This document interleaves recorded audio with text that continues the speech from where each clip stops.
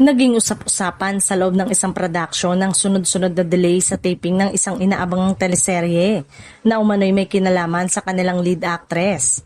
Ayon sa mga source, dapat ay noong February 2026 pa nagsimula ang kanilang locking taping ngunit ilang beses itong naudlot.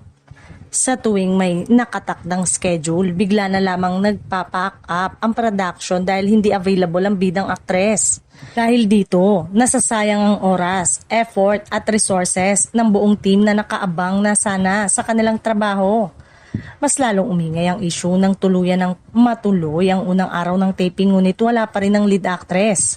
Dahil dito, hindi na iwasang magtanong ang ilang miyembro ng production kung hanggang kailan magtutuloy-tuloy ang ganitong sitwasyon.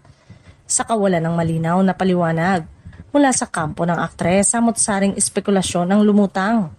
Isa sa mga ito ang posibilidad na siya ay buntis, dahilan kaya hindi pa siya makapagtrabaho sa ngayon. May ilan namang nagsasabi na kung totoo man ito, isa itong magandang balita dahil ang pagkakaroon ng anak ay isang biyaya.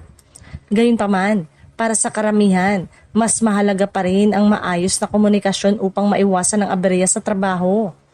Sa kabila ng lahat, nananatiling bukas ang posibilidad na magkaroon ng adjustment ang production o kaya'y palitan ng lead actress kung kinakailangan.